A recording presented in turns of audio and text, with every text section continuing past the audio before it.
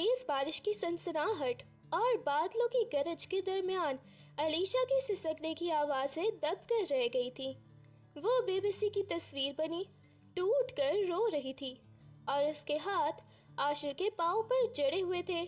आसमान से बरसती हर बूंद जैसे उसके किरदार पर उठने वाले सवालों की गवाही दे रही थी, मगर वो तमाम तर अना और खुददारी बसे पुश डालकर अपनी पाक दामनी की भीख मांग रही थी। उसकी आंखों से गिरने वाले आंसू बारिश के पानी में मिलकर एक हो रहे थे, लेकिन उसके लहजे में मौजूद कुर्ब साफ बता रहा था कि वो इस वक्त दुनिया के सबसे कठोर इंसान के सामने अपने सच का वास्ता दे रही है, जबकि आशिर के चेहरे पर रहम का एक तासुर तक न था जो उसे इस जिल्लत से निकालने की कोशिश करता। अलीशा ने कांपते हाथों से अपनी चादर के पल्लू में छुपा कर रखा हुआ वो कागज निकाला जो उसकी इज्जत और सच्चाई का वाहिद सबूत था। उसने बड़ी उम्मीद से वो निकाहनामा आशिर की तरफ बढ़ाया ताकि वो उसे देखकर अपनी मुकर्रर बातों से बाज आ जाए, लेकिन आशिर की आंखों में हमदर्दी की बजाय एक शैतानी चमक लहराई। उसने एक झटके से वो कागज अलीशा के हाथ से छीना और इससे पहले कि वो कुछ समझ पाती, आशिर ने बड़ी ही बेरहमी से उसके टुकड़े टुकड़े कर दिए। वो मुकद्दस तहरीर अब महज कागज की बेजान पुरसे बनकर बारिश के पानी में तैर रहे थे और अलीशा साकित और जामिद खड़ी अपनी जिंदगी के आखिरी सहारे को अपनी आंखों के सामने ही बिखरता देख रही थी, जैसे उसकी तकदीर ही किसी ने रेजा रेजा कर दी हो।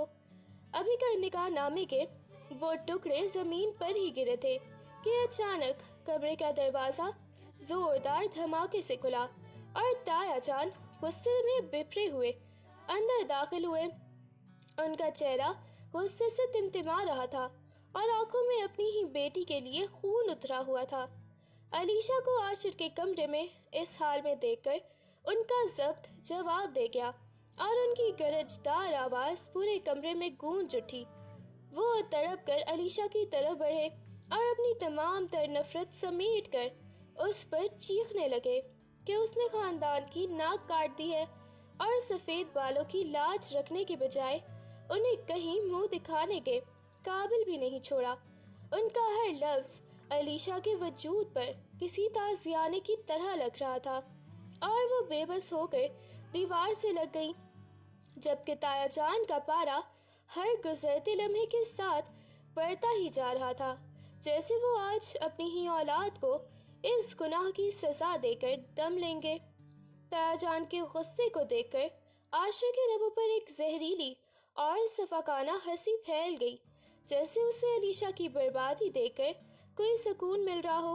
उसने बड़ी ही बेनियाजी से कंधे उचकाए और अलीशा की तरफ हकारत भरा इशारा करते हुए ताया जान से कहा कि ये जो कुछ भी है मैं इसे गुनाह की पोटली है और मेरा इससे दूर दूर तक कोई ताल्लुक नहीं है।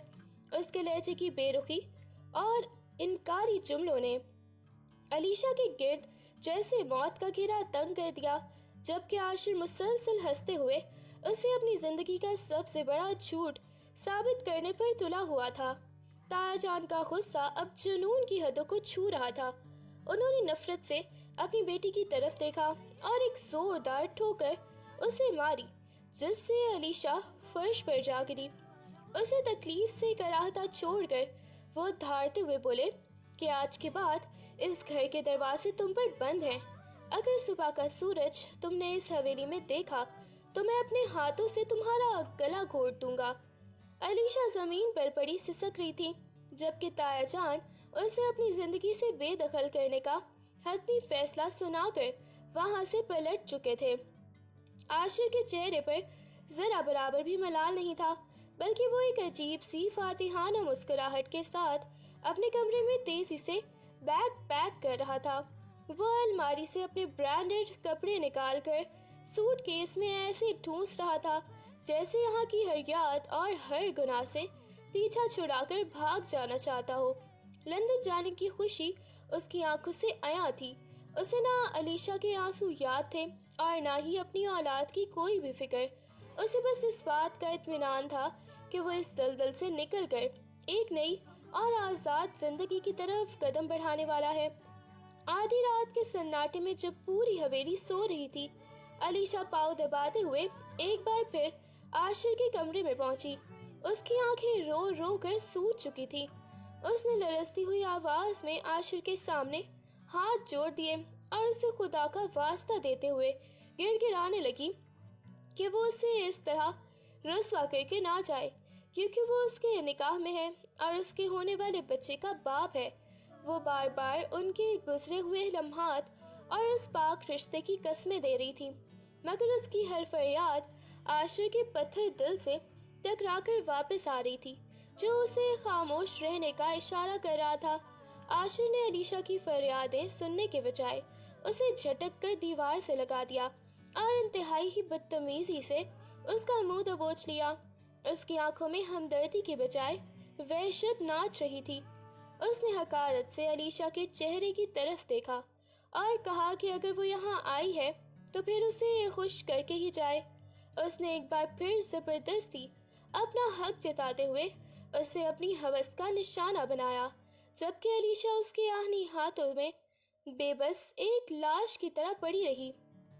وہ جاہلانہ انداز میں اسے خاموش کرواتا رہا اور علیشا کی روح تک اس کے اس رویے سے چھنی ہو گئی۔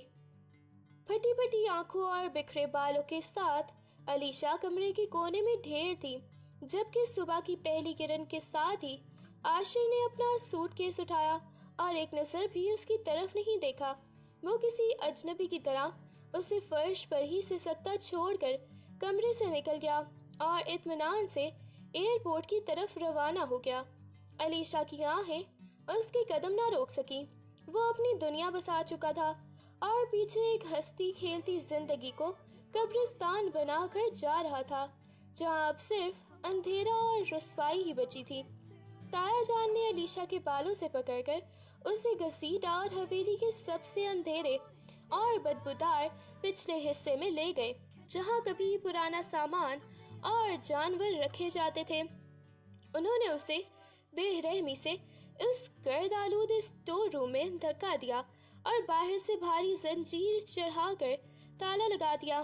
علیشا دروازے پر ہاتھ مارتی رہ گئی، مگر تایا جان نے صاف کہہ دیا کہ اب سے یہی اس کی قبر ہے اور وہ یہاں سے صرف تب نکلے گی جب اس کا جنازہ ہی اٹھے گا، جس کے بعد چاروں طرف ہوکا عالم اور دم گھٹتا ہوا اندھیرا چھا گیا۔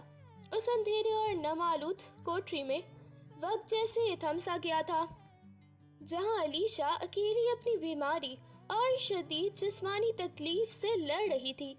گرد و غبار سے اٹی زمین پر پڑی وہ تیز بخار میں پھنک رہی تھی، مگر اس کا ماتھا سہلانے والا کوئی نہ تھا۔ بھوک اور پیاس کی شدت سے اس کا دم نکل رہا تھا اور حمل کی تکلیف نے اسے نڈھال کر دیا تھا، لیکن ان چار دیواروں کے بیچ اس کی آہیں سننے والا کوئی نہیں تھا۔ وہ درد سے تڑپتی تو کبھی دیوار کا سہارا لیتی، مگر اس کی ہمت جواب دے رہی تھی اور تنہائی کا خوف اسے زندہ درگور کیے ہی جا رہا تھا۔ اندھیری رات کے پچھلے پہر جب پوری حویلی میں موت جیسی خاموشی چھائی تھی، بوڑھا ملازم دبے پاؤں اسٹور روم کی زنجیر کے پاس پہنچا۔ اس کے ہاتھوں میں ایک پرانی تھالی تھی جس میں کچھ بچا کچا کھانا تھا، جو اس نے بڑی ہی مشکل سے سب کی نظروں سے بچا کر چھپایا تھا۔ اس نے کپکپاتے ہاتھوں سے دروازے کے نیچے بنی جھلی سے وہ تھالی اندر سرکائی اور دبی آواز میں علیشا کو پکارا، جس کی سسکیاں سن کر اس کی اپنی آنکھوں میں بھی آنسو آ گئے۔ وہ بے بس تھا، مگر انسانیت کے ناطے اس نے اپنی نوکری داؤ پر لگا کر علیشا کے منہ میں زندگی کا ایک نوالا ڈالنے کی خاموش سی کوشش کی۔ اس اندھیری اور حبس زدہ کوٹری میں علیشا کی زندگی کی سب سے کٹھن گھڑی آ پہنچی تھی۔ وہ اکیلی فرش پر پڑی تڑپ رہی تھی اور اس کے پاس کوئی دائی یا سہارا نہ تھا۔ درد کی شدت سے اس کی چیخیں حلق میں ہی دم توڑ رہی تھی، لیکن ممتا کی طاقت نے اسے ہمت نہ ہارنے دی۔ اسی بے بسی کے عالم میں اللہ نے اس کی گود ہری کی اور ایک نہیں بلکہ دو جڑواں بیٹوں کی صورت میں اسے اپنی رحمت عطا کی۔ علیشا نے اپنے لہو لہان وجود اور کانپتے ہاتھوں سے ان ننھی جانوں کو سینے سے لگایا۔ اس کی آنکھوں سے بہنے والے آنسو اب غم کے نہیں بلکہ ایک عجیب سکون کے تھے، جیسے ان بچوں نے اس کی اجڑی ہوئی دنیا میں جینے کی نئی امید بھر دی۔ کچھ دن بعد جب تایا جان نے اسٹور روم کا دروازہ کھولا تو وہاں دو ننھی جانوں کو دیکھ کر ان کے چہرے پر غصے کی لہر دوڑ گئی۔ ان کا ہاتھ اٹھا کہ ان بچوں کو وہاں سے باہر پھینک دے، مگر جیسے ہی ان کی نظر معصوم چہروں پر پڑی تو وہ ساکت ہی رہ گئے۔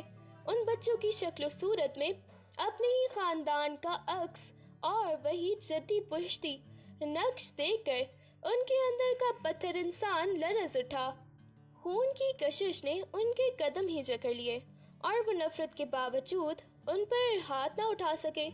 انہوں نے ایک گہری اور سرد آہ بھری اور بنا کچھ کہے غصے اور بے بسی کی ملی جلی کیفیت میں وہاں سے پلٹ گئے، مگر اس بار ان کے لہجے میں وہ پہلی جیسی درندگی نہ تھی۔ وقت کے پہیے تیزی سے گردش کی اور 5 سال بیت گئے۔ علیشا اب وہ کمزور لڑکی نہیں رہی تھی بلکہ ایک آہنی عزم رکھنے والی ماں بن چکی تھی۔ اس نے اپنے بچوں کا پیٹ پالنے کے لیے ہر مشکل کام کو گلے لگایا، کبھی کھیتوں میں سخت تپتی دھوپ میں مزدوری کی تو کبھی دوسروں کے گھروں کے برتن دھوئے تاکہ ان کے ننھے وجود بھوک سے نہ تڑپیں۔ اس کے ہاتھوں میں محنت کے چھالے پڑ چکے تھے اور چہرہ وقت کی دھول سے کملا گیا تھا، مگر جب بھی وہ تھکی ہاری گھر لوٹتی اور اپنے جڑواں بیٹوں کو مسکراتا دیکھتی تو اس کی ساری تھکن کافور ہو جاتی۔ اس کی زندگی اب صرف ان 2 سہاروں کے گرد ہی گھوم رہی تھی جن کی خاطر وہ دنیا کی ہر تہمت اور ہر تکلیف سہنے کو تیار تھی۔ لندن کے پرتعیش آفس میں آج ایک عجیب سی ہو کا عالم تھا، جہاں عاشر کا برسوں کا بنایا ہوا بزنس سلطنت کی طرح بکھر رہا تھا۔ عدالت کے کارندے ہر قیمتی چیز پر نیلامی کی مہریں لگا رہے تھے اور عاشر ایک کونے میں کھڑا بے بسی سے اپنی دولت کو مٹی ہوتے دیکھ رہا تھا۔ اس کے جن بینک بیلنس اور کاروبار پر اسے ناز تھا وہ سب قرضوں کی نذر ہو چکے تھے۔ آفس کی دیواروں پر لگی اس کی کامیابی کی تصویریں اتاری جا رہی تھیں اور وہ شخص جو کبھی غرور سے زمین پر پاؤں نہیں رکھتا تھا آج اپنی ہی آنکھوں کے سامنے کوڑی کوڑی کا محتاج ہو کر سڑک پر آ گیا تھا۔ لندن کی سرد سڑکوں پر ٹھوکریں کھاتے ہوئے عاشر کے پاس اب سر چھپانے کو چھت تک نہ تھی۔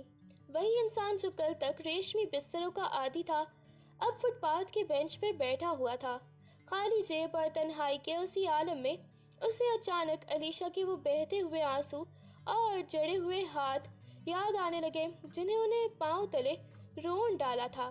بارش کی ہر بوند اسے اس رات کی یاد دلا رہی تھی جب اس نے اپنے ہی خون کو گناہ کی پوٹلی کہہ کر جھٹکا تھا۔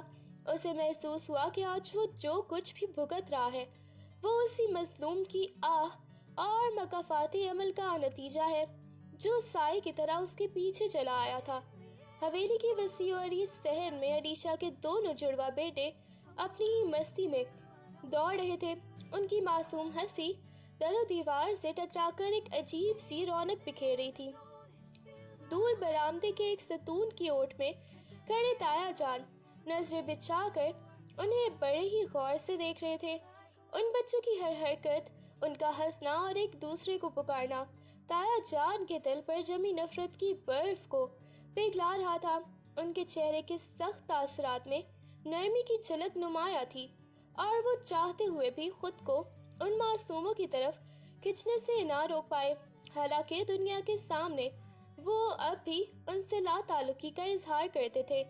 کھیلتے کھیلتے اچانک دونوں بچے رک گئے اور معصومیت سے علیشا کے پاس آ کر اس کا دامن تھام لیا۔ ان کی بڑی بڑی آنکھوں میں ایک ایسا سوال تھا جس کا جواب علیشا کے پاس نہیں تھا۔ امی، سب کے پاپا ہوتے ہیں، ہمارے پاپا کہاں ہیں؟ وہ ہمیں لینے کیوں نہیں آتے؟ بچوں کے اس معصومانہ سوال نے علیشا کے کلیجے کو چیر کر رکھ دیا۔ اس کے ذہن میں عاشر کا وہ نفرت بھرا چہرہ اور وہ آخری رات گھوم گئی جب اس نے ان بچوں کو اپنانے سے انکار کر دیا تھا۔ علیشا کے لب جیسے سی دیے گئے ہوں، وہ چاہ کر بھی انہیں یہ نہیں بتا سکتی تھی کہ ان کا باپ انہیں گناہ کی نشانی کہہ کر چھوڑ گیا تھا۔ وہ بس بھرائی ہوئی آنکھوں سے انہیں دیکھتی رہی اور انہیں سینے سے لگا کر خاموش ہو گئی، جیسے اس کی خاموشی ہی اس کا واحد دفاع ہو۔ عاشقیانہ اور تکبر اب خاک میں مل چکے تھے۔ لندن کی بے رحم سڑکوں پر فاقہ کشی اور ذلت نے اسے توڑ کر رکھ دیا تھا۔ اسے احساس ہو گیا تھا کہ جس دولت اور رتبے کے لیے اس نے علیشہ جیسی پاک دامن لڑکی کی زندگی برباد کی، وہ سب ایک پل میں ہی ہوا ہو گیا اور اب اس کے پاس کھونے کو کچھ نہیں بچا تھا۔ ایک شام جب وہ لندن کے ایک پارک میں ٹوٹے ہوئے بینچ پر بیٹھا تھا، اسے اپنی جڑواں اور اپنے جڑوں کی طرف لوٹنے کی تڑپ محسوس ہوئی اور اس نے یہ فیصلہ کیا کہ وہ شکستہ حال اور خالی ہاتھ ہی صحیح مگر واپس پاکستان جائے گا۔ اس نے اپنی زندگی کے بچے کچے چند سکے اکٹھے کیے اور اپنے گناہوں کا بوجھ کندھوں پر لادے ایک ہارے ہوئے جواہری کی طرح اپنے وطن کی طرف لوٹنے کا قصد کر لیا، جہاں اسے نہیں معلوم تھا کہ اس کی ٹھوکر ماری ہوئی زندگی اسے معاف کرے گی یا نہیں۔ حویلی کا وہ عالی شان گیٹ جس سے کبھی عاشر اپنی مہنگی گاڑی میں پورے ٹشن اور غرور کے ساتھ نکلا تھا، آج اسی گیٹ پر وہ ایک بھکاری کی مانند کھڑا تھا۔ اس کے قیمتی برانڈڈ کپڑے اب جگہ جگہ سے پھٹ چکے تھے اور گرد و غبار کی تہوں نے اس کا رنگ بدل دیا تھا۔ اس کا وہ چہرہ جس پر کبھی اپنی خوبصورتی اور دولت کا مان تھا، اب فاقوں اور مسلسل پریشانیوں کی وجہ سے بالکل ہی مرجھا چکا تھا۔ آنکھیں گھڑوں میں دھس گئی تھیں اور بڑی ہوئی داڑھی اس کی ذلت کی داستان سنا رہی تھی۔ اس نے لرزتے ہوئے ہاتھوں سے حویلی کے بھاری آہنی گیٹ کو چھوا تو اسے محسوس ہوا جیسے یہ در و دیوار اسے پہچاننے سے انکار کر رہے ہوں۔ وہ شخص جو کبھی یہاں کا شہزادہ تھا، آج اپنی دہلیز پر قدم رکھتے ہوئے خوف زدہ تھا کہ کہیں اس کے گناہوں سے اندر جانے سے نہ روک دیں۔ اس کی ہمت جواب دے رہی تھی مگر قدموں میں موجود مجبوری اسے اندر دھکیل رہی تھی، جہاں اس کا ماضی اس کا منتظر تھا۔ جب عاشر حویلی کے بھاری چوبی دروازے پر پہنچا تو اس کا دم نکل رہا تھا۔ اس نے کانپتے ہاتھوں سے دستک دی تو چند لمحوں بعد تایا جان باہر نکلے، وہی روبدار شخصیت اور وہی سفید ماتھا، مگر ان کی آنکھوں میں اب پہلے جیسی چمک نہیں تھی۔ عاشر نے ان کے قدموں میں گرنے کی کوشش کی اور بھرائی ہوئی آواز میں پکارا، تایا جان، میں آ گیا ہوں، آپ کا عاشر واپس آ گیا ہے۔ مگر تایا جان نے ایک قدم پیچھے ہٹ کر اسے ایسی اجنبی نظروں سے دیکھا جیسے ان کے سامنے کوئی گداگر کھڑا ہو۔ انہوں نے اپنی اینک درست کی اور بڑی حقارت سے اسے سر سے پاؤں تک دیکھا، پھر سرد لہجے میں بولے کہ وہ کسی ایسے شخص کو نہیں جانتے جو اپنی عزت نیلام کر کے بھاگ گیا ہو اور جس کا چہرہ گناہوں کی دھول سے اٹا ہوا ہو۔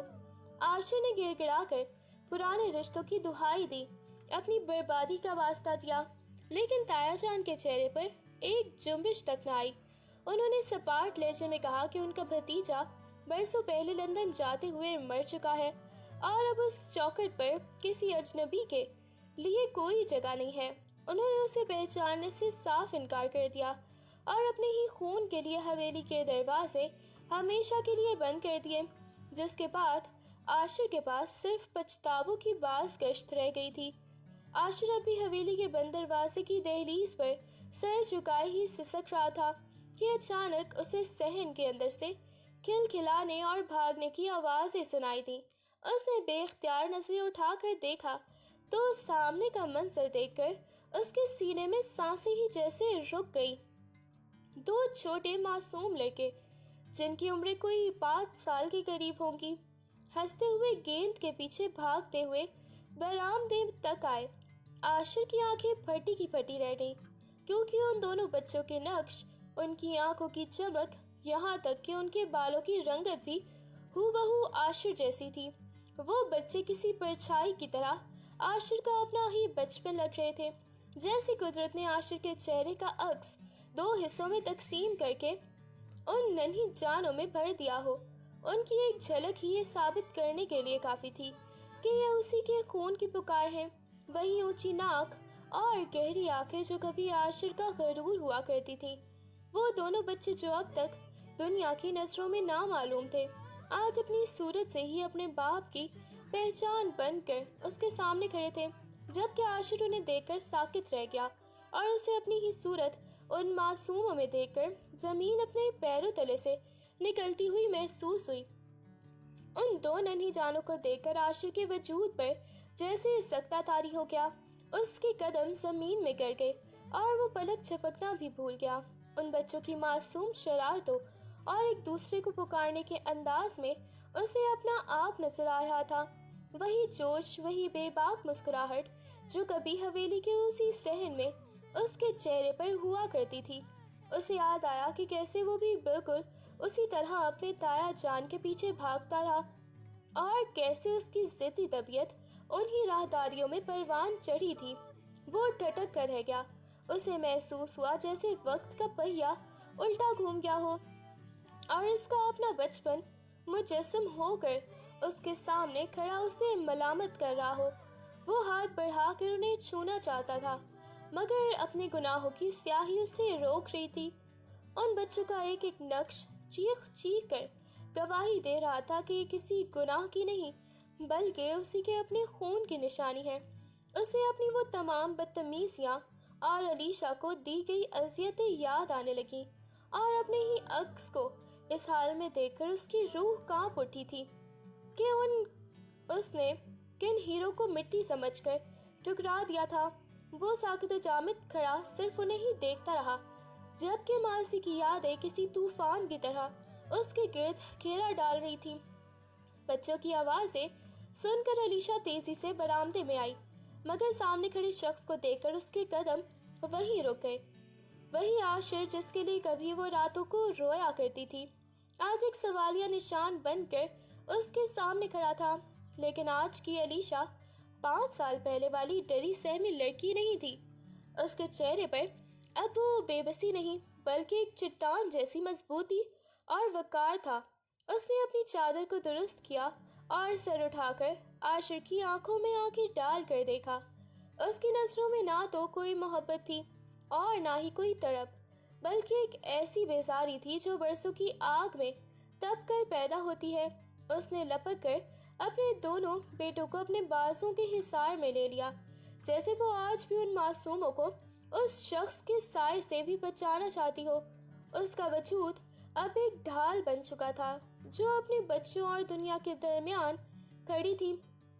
عاشر کی شکستہ حالت اور اس کی التجا کرتی آنکھیں دیکھ کر بھی علیشا کا دل نہ پگھلا، کیونکہ وہ جانتی تھی کہ اس مضبوطی کے پیچھے کتنی کالی راتیں اور کتنی بھوک پیاس چھپی ہے۔ اس نے ایک لفظ بھی کہے بغیر اپنی خاموشی سے یہ ثابت کر دیا کہ وہ اب کسی بھی سہارے کی محتاج نہیں بلکہ خود اپنے بچوں کا آسمان ہے، اور اس کے اس مضبوط روپ نے عاشر کو اپنی نظروں میں ہی مزید گرا دیا۔ عاشر جو کبھی غرور اور تکبر کا بت بنا ہوا تھا، علیشا کے اس مضبوط اور پروقار روپ کے سامنے ریت کی دیوار ثابت ہوا۔ اس کے اعصاب جواب دے گئے اور وہ ایک دم علیشا کے قدموں میں ہی ڈھیر ہو گیا۔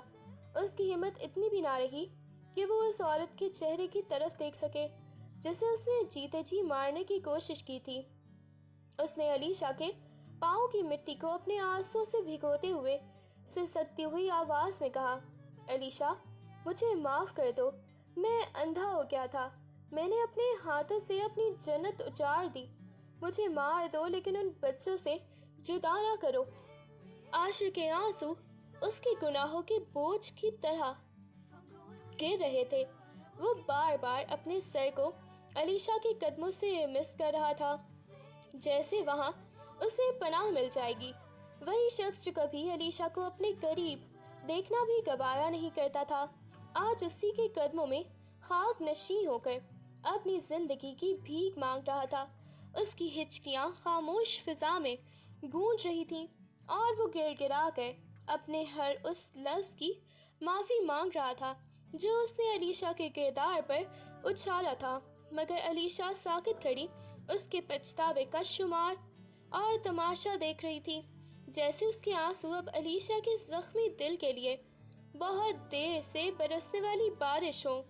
علیشا نے اپنے قدموں میں پڑے عاشر کو ایک سرد اور تیکھی نظر سے دیکھا۔ اس کے چہرے پر نہ تو کوئی طرز تھا اور نہ ہی کوئی جذبات۔ اس نے حقارت سے اپنا دامن اس کے ہاتھوں سے چھڑایا، جیسے کسی ناپاک چیز کا لمس محسوس کیا ہو۔ عاشر نے روتے ہوئے اسے علیشہ پکارا تو اس نے ایک جھرجھری لی اور کڑکدار مگر سپاٹ لہجے میں خاموش فضا کو چیرتے ہوئے کہا، کون علیشہ؟ اور کس سے معافی مانگ رہے ہو تم؟ اس نے اپنے بچوں کو اپنے پیچھے چھپایا اور عاشر کی آنکھوں میں آنکھیں ڈال کر بڑے اثبات سے کہا، جیسے علیشہ کا تم ذکر کر رہے ہو وہ تو 5 سال پہلے اسی حویلی کی کال کوٹری میں اپنے آنسوں میں ہی ڈوب کر مر گئی تھی، اور جس شوہر کی تم بات کر رہے ہو میرا وہ شوہر بھی اسی دن لندن کی رنگینیوں میں گم ہو کر مر چکا تھا، جس دن اس نے اپنی حاملہ بیوی کو بد کردار کا تانا دے کر دھکے دیے تھے۔ عاشر نے کچھ کہنا چاہا لیکن علیشہ نے اسے بولنے کا موقع ہی نہ دیا اور اپنی بات جاری رکھتے ہوئے کہا، ان بچوں کا کوئی باپ نہیں ہے، یہ صرف میری ہی اولاد ہے اور میں ان کی واحد وارث ہوں۔ میرے لیے تم محض ایک اجنبی ہو جس کا میری زندگی یا ان بچوں سے کوئی تعلق نہیں۔ علیشہ کا یہ 2 ٹوک انکار عاشر کے سینے میں کسی خنجر کی طرح پیوست ہو گیا۔ اسے احساس ہوا کہ جسمانی موت سے کہیں زیادہ تکلیف دہ وہ موت ہوتی ہے جب انسان اپنوں کی نظر میں ہی مر جائے۔ تایا جان جو اب تک خاموشی سے یہ سب دیکھ رہے تھے، بوجھل قدموں کے ساتھ عاشر کے قریب آئے۔ ان کی آنکھوں میں برسوں کا قرب اور پچھتاوا ایک ساتھ امٹ آیا تھا۔ انہوں نے لرزتی آواز میں عاشر کے شانے پر ہاتھ رکھا اور اسے مخاطب کر کے کہا، عاشر تم معافی مانگنے آئے ہو؟ کیا تم جانتے بھی ہو کہ تم نے کس پر اور کتنا ظلم کیا ہے؟ تایا جان کا لہجہ اتنا گمبھیر تھا کہ عاشر کی سسکیاں تھم گئیں۔ انہوں نے حویلی کے اس اندھیرے پچھلے حصے کی طرف اشارہ کیا اور بولے، جس وقت تم لندن میں عیاشیوں میں مگن تھے، تمہاری یہ بیوی جسے میں نے اپنی بیٹی بنا کر اس گھر میں لایا تھا، اس کال کوٹری میں جانوروں کی طرح قید تھی۔ میں نے خود اپنے ہاتھوں سے اسے اس گندگی میں دھکا دیا تھا کیونکہ مجھے تمہاری جھوٹی باتوں پر یقین تھا۔ تایا جان کی آواز غصے اور دکھ سے بھر گئی۔ اس نے وہ 5 سال وہاں گزارے جہاں تندرست انسان کا بھی دم گھٹ جائے۔ اس نے بیماری، بھوک اور تنہائی میں تڑپتے ہوئے تمہارے ان بچوں کو جنم دیا۔ تم تو اسے بد کردار کہہ کر بھول گئے تھے، مگر اس نے اپنا کردار اپنی ممتا سے ثابت کر دیا۔ میں نے اس پر ظلم ڈھائے، اسے کھانا تک نہ دیا، مگر اس نے ہمت نہیں ہاری۔ آج اگر میں زندہ ہوں تو صرف اس شرمندگی میں کہ میں نے اپنی ہی بیٹی کا جیتے جی جنازہ نکال دیا تھا۔ تایا جان کی ان باتوں نے عاشر کی ضمیر پر تازیانے کا کام کیا اور اسے اپنی اوقات ایک پلید سائے سے زیادہ کچھ محسوس نہ ہوئی۔ جب عاشر نے لرزتے ہاتھوں سے ایک بچے کی طرف ہاتھ بڑھانا چاہا تو دونوں بچے سہم کر پیچھے ہٹ گئے۔ ان کی معصوم آنکھوں میں اس اجنبی کے لیے کوئی اپنائیت نہیں تھی، بلکہ ایک انجانہ سا خوف تھا جس نے انہیں جکڑ لیا تھا۔ انہوں نے فوراً لپک کر علیشہ کی قمیص کے پلو تھام لیے اور اس کے پیچھے چھپ گئے جہاں سے وہ ڈری ڈری نظروں سے عاشر کو دیکھ رہے تھے۔ بچوں کا یہ رد عمل عاشر کے لیے کسی تازیانے سے کم نہ تھا۔ وہ باپ جس نے آج اپنے خون کو سینے سے لگانا چاہا تھا، اسے اپنے ہی بچوں کی نظروں میں اپنے لیے دہشت دیکھنی پڑی۔ علیشہ نے فخر سے اپنے بچوں کے سروں پر ہاتھ رکھا اور عاشر کی طرف دیکھے بغیر انہیں اپنے حصار میں لے لیا۔ عاشر کو محسوس ہوا کہ ان بچوں کے لیے وہ کوئی باپ نہیں، بلکہ وہ سایہ ہے جس سے ان کی ماں نے ہمیشہ انہیں بچا کر رکھا تھا، اور اس دوری نے اس کے دل کے ٹکڑے کر دیے۔ عاشر حواس باختہ ہو کر حویلی کے اس پرانے کمرے کی طرف بھاگا جہاں اس کا سامان برسوں سے پڑا تھا۔ وہ دیوانہ وار الماریوں سے فائلیں نکال کر زمین پر پھینکنے لگا۔ اس کی آنکھیں خون آلود تھیں اور ہاتھ کپ کپا رہے تھے۔ وہ چیخ چیخ کر کہہ رہا تھا کہ علیشہ میری منکوہا ہے، یہ بچے میرے ہیں اور اب وہ اس سب سچ کو ثابت کر کے رہے گا۔ کمرے میں ہر طرف کاغذات کا ڈھیر لگ گیا۔ وہ پرانے خطوط اور دستاویزات کو پاگلوں کی طرح الٹ پلٹ رہا تھا تاکہ وہ نکاح نامہ مل سکے جسے اس نے خود کبھی اہمیت نہیں دی تھی۔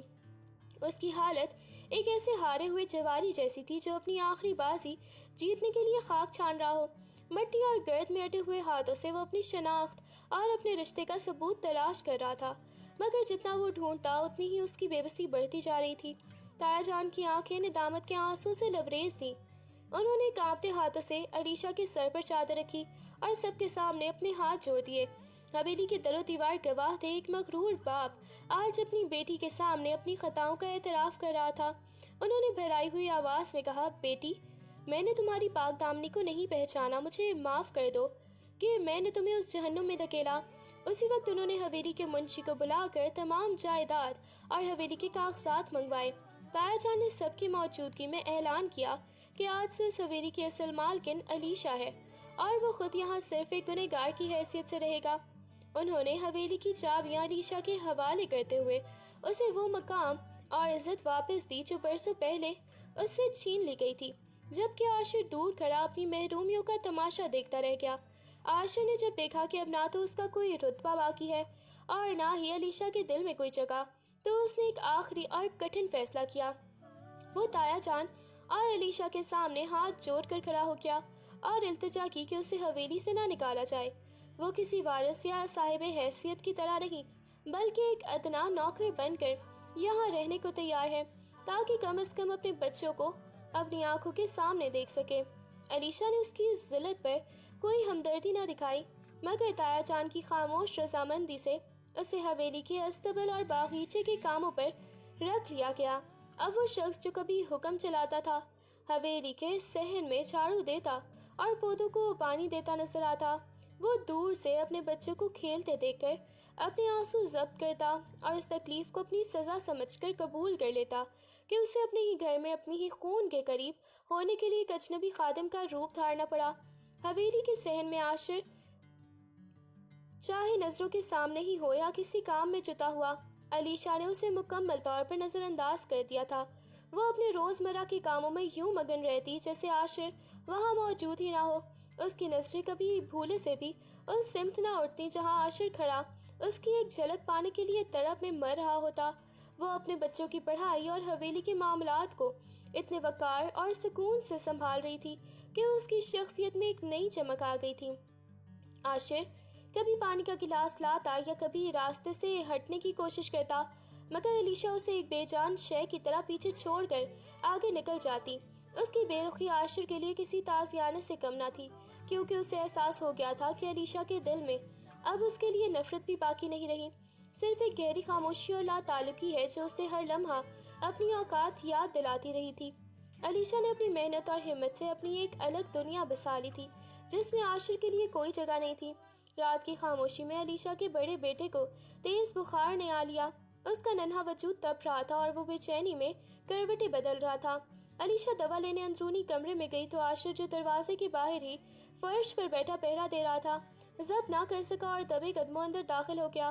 اس نے کانپتے ہاتھوں سے اپنے بیٹے کے ماتھے پر ٹھنڈے پانی کی پٹیاں رکھنا شروع کر دیں اور نم آلود آنکھوں سے اسے تکنے لگا۔ پوری رات گزر گئی، عاشر نے ایک پل کے لیے بھی اپنی آنکھ نہ جھپکائی۔ وہ مسلسل پٹیاں بدلتا رہا اور دھیمے لہجے میں قرآن کی آیتیں پڑھ کر اپنے لختے جگر پر دم کرتا رہا۔ علیشا برآمدے کے سامنے میں کھڑی یہ سب دیکھ رہی تھی، مگر اس نے اسے روکا نہیں۔ صبح جب بچے کا بخار اترا تو اس نے آنکھیں کھول کر اپنے سامنے ایسے شخص کو پایا جس کی آنکھیں رات بھر جاگنے سے سرخ تھیں اور چہرے پر ممتا جیسی تڑپ تھی۔ عاشر کو اس لمحے اپنی ساری دولت اور رتبے سے زیادہ سکون اس بات میں ملا کہ اس نے پہلی بار اپنے باپ ہونے کا حق ایک خادم بن کر ادا کیا۔ بچے کے بیڈ کے پاس بیٹھے تکے ہارے عاشر کو دیکھ کر جو اب وہیں فرش پر سر ٹکائے اونگ رہا تھا، علیشا کے پتھر ہوتے دل میں ایک ہلکی سی جنبش ہوئی۔ اس نے دیکھا کہ جس شخص نے کبھی ان بچوں کے وجود کو ماننے سے بھی انکار کیا تھا، آج وہی ان کی ایک سانس کی خاطر رات بھر اپنی نیندیں قربان کر چکا تھا۔ اس کے ماتھے پر پڑی شکنیں اور چہرے کی تھکن عاشر کے سچے پچھتاوے کی گواہی دے رہی تھی۔ علیشا کے ذہن میں ماضی کی تلخیاں اب بھی تھیں، مگر ایک ماں کے طور پر وہ اس طرف کو نظر انداز نہ کر سکی جو عاشر کی آنکھوں میں بچوں کے لیے تھی۔ جاگ اٹھی تھی، اس نے دور کھڑے ہو کر اسے دیکھا تو اسے محسوس ہوا کہ شاید وقت کی گردش نے اس مغرور انسان کو واقعی خاک کر دیا ہے۔ اس کے دل کی وہ سختی جو برسوں کی ناانصافیوں سے بنی تھی پہلی بار تھوڑی سی پگھلتی ہوئی محسوس ہوئی۔ حالانکہ وہ ابھی اسے جتانا نہیں چاہتی تھی، مگر اس کی نظروں میں موجود نفرت کی جگہ اب ایک خاموش ہمدردی نے لے لی تھی۔ आशु ने अपने कुर्ते की जेब से एक बोसीदा और जगह जगह से फटा हुआ कागज निकाला, जिसे उसने बड़ी ही हिफाजत से एक मलमल के कपड़े में लपेट कर रखा हुआ था। उसने थरथराते हाथों से वो कागज अलीशा की तरफ बढ़ाया। ये वही निकाहनामा था जिसे बरसों पहले उसने गुस्से में फाड़ कर अलीशा के मुंह पर मारा था, मगर लंदन की खाक छानते हुए उसने उसके टुकड़े जमा करके जोड़ लिए थे।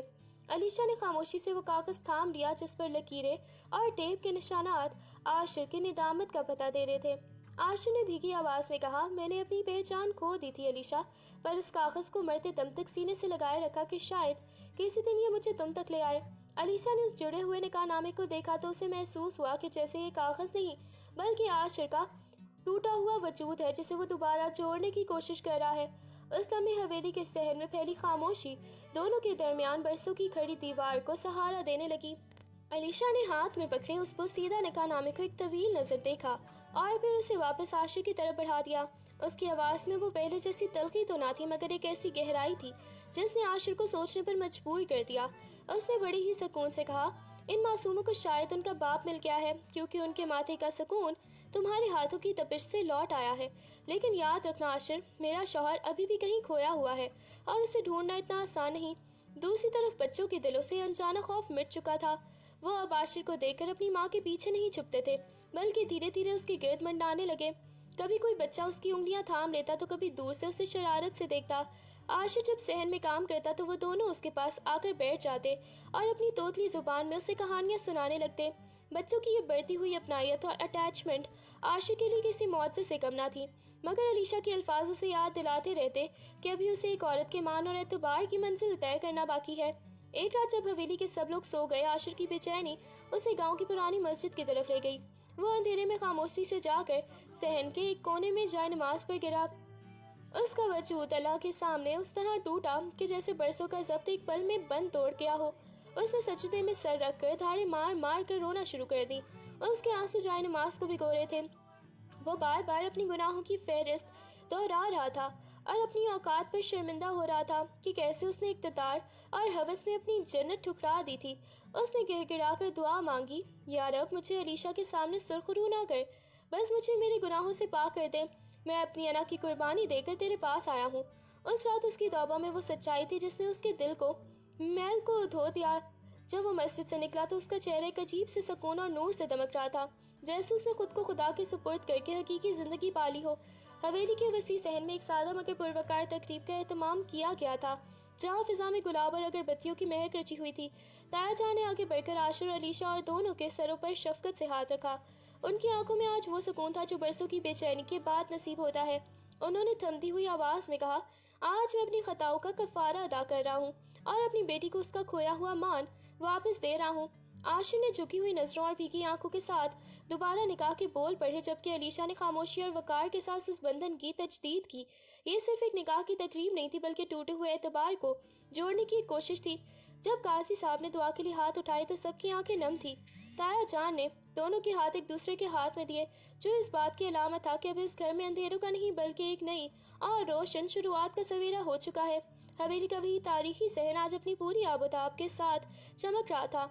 जहाँ कभी उदासियों के डेरे थे, वहाँ अब बच्चों के कहके गूंज रहे थे।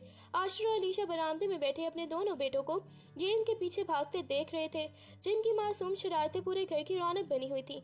फिजा में सुकून था और दोनों के चेहरों पर एक ठहराव जो एक तवील तूफान के बाद नसीब होता है। कुछ देर बाद जब बच्चे सो गए तो आशिर कमरे में आया, जहाँ अलीशा खिड़की के पास खड़ी चांदनी को तक रही थी। आशिर धीरे से उसके करीब आया और बड़ी ही अकीदत से अलीशा के हाथ अपने दोनों हाथों में थाम लिए। उसकी नजरों में वो पुराना तकब्बुर नहीं बल्कि पूजा जैसी मोहब्बत थी।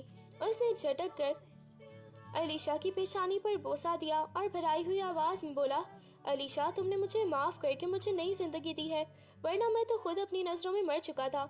अलीशा ने नम आंखों के साथ सर आशिर के कंधे पर टिका दिया और धीरे से कहा, आशिर, रास्ता कठिन था मगर मंजिल तुम थे, इसलिए शायद मैं थक कर भी हार न सकी। आशिर ने उसे अपनी बाजों के हिसार में ले लिया, जैसे वो उसे दुनिया की हर तकलीफ से बचा लेना चाहता हो। कमरे के मध्यम चिरागों की रोशनी में उनका ये साथ एक अधूरी कहानी के मुकम्मल होने का ऐलान कर रहा था, जहाँ अब सिर्फ मोहब्बत और एक दूसरे का मान ही बाकी था।